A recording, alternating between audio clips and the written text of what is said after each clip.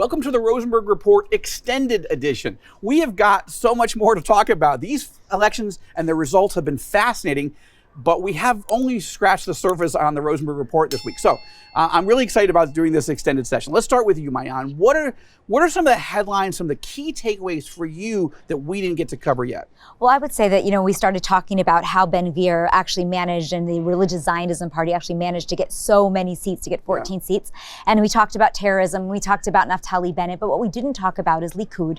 Many of those seats actually came from Likud, the right, the more extreme right in Likud, who felt that they were no longer being represented by Netanyahu. Yeah, now, all right, you got to stop there, because just think about that for a second. So my recollection was that the polls in this round had Bibi up 36, maybe even 37 at one point, and then drifted back. Now, 32 isn't bad. It's two more than before.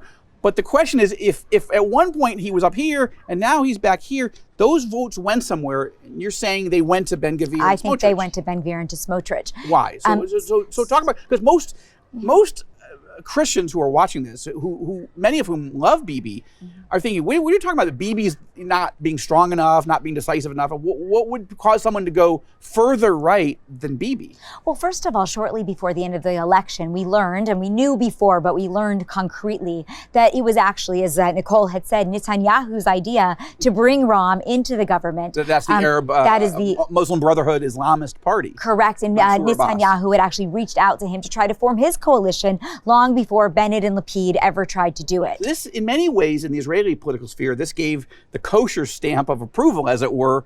Like, this was okay. It was legitimate. Mansour Abbas, the Ram party, had never been involved in the political, in a government before. Correct. So he, in your view, in my view for sure, Bibi opened the door for that. Oh, 100%. And then, you also add to that he's done a lot of flip-flopping. There were points inside his last government where he said, I'm going to annex the Jordan Valley and annex the Judea and Samaria. And he never did it, for reasons, of course, that we got the Abraham Accords, but that made the settlers mad. You also have a situation where he stood up at Bar Ilan University many years ago and said, I believe that the only solution for peace in the Middle East is a two-state solution. 2009. And that's right. And now he says, no, I didn't believe that. I don't think we want a two-state solution. So it's very hard to know where he stands, and people don't necessarily feel that they can count on that representation. And there's two other things that relate to this. Okay? One side piece there. There are many who've said, because he's such a practical and pragmatic politician, that Bibi, in some ways, even though we think of him, most people think of him as he's on the right, but of the right, he's actually more in the center or to the left of the right. Now, he's 100%. Not a leftist, he's not even a centrist, but he's definitely more pragmatic than most. And some people have said the way to keep Bibi's feet to the fire, to keep him a right-winger as strong as possible, is to pull him to the right by having a stronger, more robust right-wing. But Agreed. The fact that people are willing to go into what so many are calling a racist, extremist party, I personally can't say that that's just media bias. There is media bias in some of the people that are saying that. No, it's not. I agree with you. It's really true about these guys, and it concerns me. So what is it about the party itself that's still attracting people? Okay, you want to pull Bibi rightward, but isn't that a little crazy? Well, sure. But people are looking for somebody that can stick to their ideology, and they feel that they don't have somebody else. I spoke to many voters here for articles I wrote for All Israel News, right. And would ask them, why would you be voting for this religious Zionist party? And what they said was that there isn't somebody else who does a better job of representing them. Sure, they would say, no, we're not anti-Arab either. Of course we don't. And he's changed, he's tempered his personality. Now, you can believe it or you can't. As you mentioned before, death to Arabs, now it's death to terrorists. One make a much better argument about that. He had a picture of the Baruch Goldstein, who was a mass murderer of 29 Palestinians back in Hebron. He took it down 3 years ago. Why? That was in his room. That was he was sort of celebrating this murder of That's Palestinians. Right, in his living room. And now he says, well, I've taken it down. Okay, well, 3 years ago is not that long ago. Right. So the question is, has he really reformed himself, and can he, take another chance? Will he have the power and the influence? Will it be as negative as people say? It's hard to know. It is hard to know. Okay, I got to ask you, Nicole. First of all, I absolutely want to ask you, what are your top takeaways that we haven't covered? But you did I think our first report on Ben-Gvir, and you noticed some things about how he is treated Christians, or how he is interacted with the Christian community. Can you just take a moment and talk about some of your reporting on that? Sure. I think that's extremely important for Christians. I know that evangelicals generally support Benjamin Netanyahu, and you can see in the reactions, the response, everybody's very happy about this answer to prayer. Okay, it's not so much who is Benjamin Netanyahu, but who is with him. Who does he need with him to form a government? And so Ben-Gvir is one of the characters who they're actually crowning him as the heir of Netanyahu, the possible next prime minister, because he has such charisma, really the best charisma of this whole Knesset, I have to say, of the whole election. The media loves to cover him because he's so controversial, and he goes out to protests. He follows the police scanner. He goes to protests, and he brandishes his gun at times. I mean, my son literally was with friends in Sheikh Jarrah, which is for folks who don't know this, it's an Arab neighborhood, mixed Arab Jewish, in East Jerusalem. But it's been a very controversial area. But my friend was actually having dinner with some of his school friends at the home of a European diplomat, an ambassador to the Palestinian Authority, who happens to live in that neighborhood. And they saw Jewish, ultra-Orthodox Jews throwing stones at Palestinians, a very small group of Jerusalem Arabs.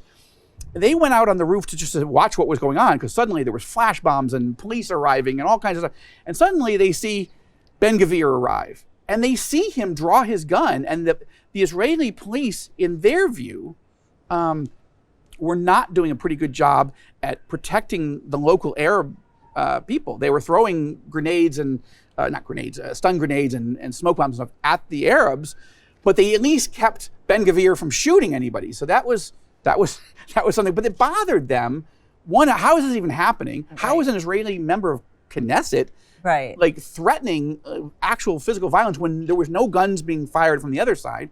And why wasn't the Israeli police, sort of treating the Israeli Jews that were being very provocative? But this is not just a one-off thing. This is happening a lot. It will be interesting to see if he moderates himself now that he is higher up, in stature in the Knesset. Right. However, going back to the Christians, he also goes to Christian events and Messianic events, Jews who believe in Jesus. He goes to these events. He defends he's good friends with, he thanked in his campaign, his speech after the election night, he thanked Benny Goffstein, who's a lawyer or the head of Lahava, which is an anti-assimilation organization that is frequently running protests at Christian events, Armenian, Messianic, evangelical events. Right. So there's something not just from that side, but also like from the political side. Benjamin Netanyahu also partners with the ultra-Orthodox parties, and it's funny when we say right wing, I laugh because they're not really right wing. I mean, right wing is a very relative term in Israel, right wing, left wing. I mean, there is security. Security is right wing, one way or the other. Yes, it's black and white. But just because you're a religious party doesn't mean you're right wing. The ultra Orthodox parties are really welfare. They're special interest groups, really. Yeah. For they worry about their community and they take care of their community. One of the things that they usually get, what portfolio, is the Ministry of Interior. So whether they get it or religious Zionism gets it, it's going to be trouble for Christians and for Messianic Jews in terms of immigrating to Israel or status in the land, visas for Christian organizations. Right. So these are all very concerning issues that concern Christians. I don't know who's going to have the tourism, who's going to be the tourism minister. That's another issue for Christians. One last thing, and then I want to go to Utah and New York. But one other point that you made in your reporting, Nicole, was that Ben-Gvir, who is 46 years old, he's a lawyer by training, has defended a lot of people that would be considered Jewish extremists, even to the point of Jewish terrorists. And in one case, a Jewish extremist, religious Jewish extremist, who set fire to one of the churches, the Church of the Loaves and Fishes, up in Galilee. And Ben-Gvir decided this is a good guy to defend. Now, does everybody need defense? Yes, but Ben-Gvir has a habit. Well, I think it's that he also does it for free. He defends a lot of these people for no money because he says, I want to make sure that they have proper defense. So it's not even like I'm a lawyer, I have to take on and defend everybody. He chooses to defend these people. He's choosing his cases, and they tell us a lot. I'm sure that, I don't know him personally. I've never interviewed him. I'd love to. But I got asked a few weeks ago, would I like to interview him? Good. And I said yes. Okay. And then they backed off. Maybe, look, I don't agree with them, but I'm willing to sit down and interview look, him. It'd be fascinating. I would never say a person is a racist, and he is called that by some people and whatever. I'm not going to say that he's a racist, but you look at the track record and you look at the I forgot my point right here. We're going so well, good. Can I say one sentence? I mean, on that point, whatever he is, though, I think the most important point is that the way the Israeli government works, regardless of even what ministerships or whatever that word is that they get, whatever minister he is, I don't think that he's going to have the kind of influence that we are all worried about. First of all, Netanyahu is the prime minister. Nothing passes easily. And so we have to remember that in a parliament of 120 and a government that is actually as much as it is filled with this right of center or this religious and right of center, it is still diverse. There are still voices to temper. Let's see. No, I got to go to Tal in New York because of limited time. Let's see. This goes back to my point about how he's going to be a master tactician because Ben Gvir is a lightning rod. Tal, what are the things that we haven't covered yet that you're focused on? I want to pick it up from where Nicole just left it. And I think, Joel, I told this to you before when we spoke earlier today. Let's take this Ben Gvir and Netanyahu resilience phenomena a bit out of the domestic Israeli context, because I told you that every time somebody in Israel on the left screams "end to democracy," a Ben Gvir gets a set of wings. We see it in Italy, we see it in Hungary, we see it sometimes in the United States. Whenever nationalism, patriotism is being attacked, then, more votes are going rightwards. And this is part of the entire phenomenon. Same goes for Bibi Netanyahu. The key to understanding Netanyahu's political greatness or resilience is to understand that he has been the face of the Israeli establishment for over 13 years. Yet a vote for Bibi Netanyahu every time, every election, is regarded as the anti-establishment vote. It's a vote against the overreaching arm of the judiciary. It's a vote against unelected officials that have gained lots of power in Israel. It's a vote against the media. It's a vote against the so-called deep state. And you know what? For many Israelis, for Bibi Netanyahu and for Israelis on the right, this didn't start with Bibi Netanyahu going down some escalator in 2015. It goes way back to his very first days in politics, way before there were any charges, any trials, or any Oslo Accords. Yeah, I think that's a good point, Tal. Have you had a chance to start, I know this is not an unfair question, but Tal, have you had a chance to start Bibi's new memoir? Not yet. I'm going to Israel and I'm going to read it in Hebrew, though. But I heard it's very personal. I really commend people to read it. Yeah, it is very personal. And one of the things that's fascinating me, I've known him for 22 years. There's a lot of stuff in here I didn't know, or I didn't see it emphasized, because almost nobody in the media here in Israel covers him fairly. Now he is himself a lightning rod, and he's said and done things that are controversial. But what really bothers me, and one of the reasons, honestly, I started All Israel News and the Rosenberg Report, is Netanyahu is a very powerful and towering figure. He's not a normal regional small prime minister of a small country of 10 million people. This guy's a world leader, right? There's Bibi, and then there's Gantz and Lapid and Bennett. It's not even comparable. It doesn't mean they don't have strengths. It's that Bibi has he can pick up a phone and get Putin on the line. He can jump on a plane and go see Biden. Like, this is a guy who really knows how to operate. He punches way above his weight, let's say. He really knows how to be a world leader. And I think Israelis have struggled over the last 4 or 5 years. We see his strength, and they're really amazing strength. And when you read the book, one of the things that you find is his roots, his father's roots, his family's roots to Zionism, to Jabotinsky, to the actual establishment of Zionism, including persuading evangelicals to support Zionism prior to us even having a country here. This goes way back. He himself is not a founding father, but his family are part of the founding roots of this country in the modern era, which is why so many Israelis are they're not ready to cut him loose. His roots go so deep, and he has accomplished so much that they struggle with, yes, he's under indictment on 3 different corruption charges.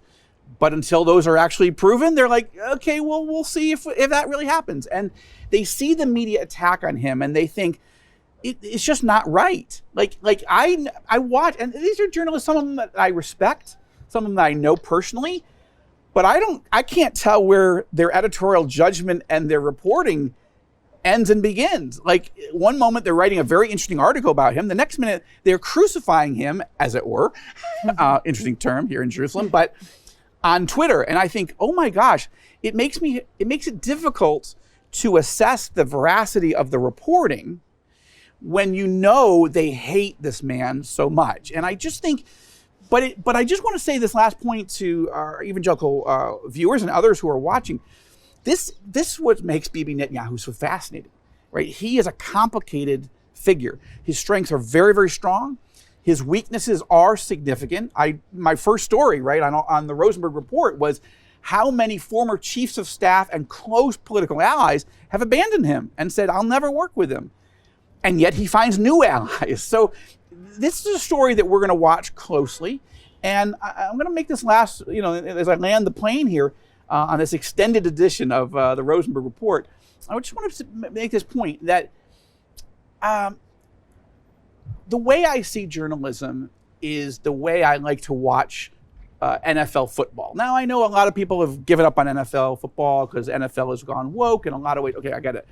But our team and our family are the Pittsburgh Steelers. Okay, love them, hate them, we love them. Okay, not doing so well this year, but we love them anyway. Unconditional love. But here's the point.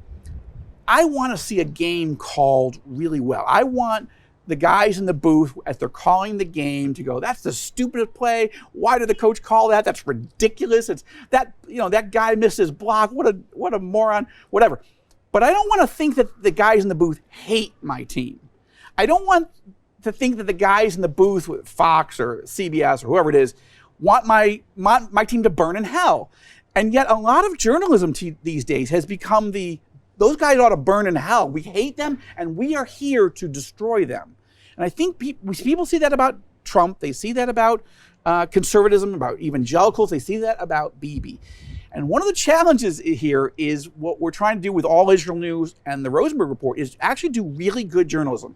These three, by the way, are great journalists. They're trained professional journalists. We didn't hire activists. I hired people who are journalists, and I don't always agree with them. We have very spirited conversations well, not usually on Twitter. We don't usually do it publicly. It's usually behind the scenes on our Zoom calls, our editorial conversations, or our WhatsApp conversations. That's okay. I'm not asking these journalists to see the world the way I see it. I want to see the world through their eyes, and I want you to see that. And you may not agree with us, but we are going to call the plays. We're going to call the team. If a coach does something good, we'll say it. If the coach does something bad, if the quarterback isn't doing well, we'll say it. And you're going to hear from me. You're going to hear from them. We're going to call the plays. If you shift to baseball, okay, I'm terrible mixing my metaphors. We're going to call the balls and strikes. And if Bibi does something right, we're going to say it. Right? We don't hate him, but if he does something we think is wrong or mistaken or dangerous, we're going to say it, because that's what we're doing. We're doing journalism, and I'm mostly the one doing the analysis, but I just wanted you to understand a little bit more about why we're doing it, because I have a hard time. I have to read a lot of papers here to get a full understanding of what's going on. And some do it quite well, and I think, in terms of their journalism is down the center, down the middle, as it were. But some are literally self-identified as hard left or hard right, and I just find it hard to, if it's a hard right wing, I don't know how to trust what they're saying about Lapid. I don't know what they're saying about Gantz. But if they're hard left, I'm pretty sure I can disparage or discount everything they're saying about Bibi. I wish we had even more time, but I'm so glad we did this extended version. We're going to do more of this.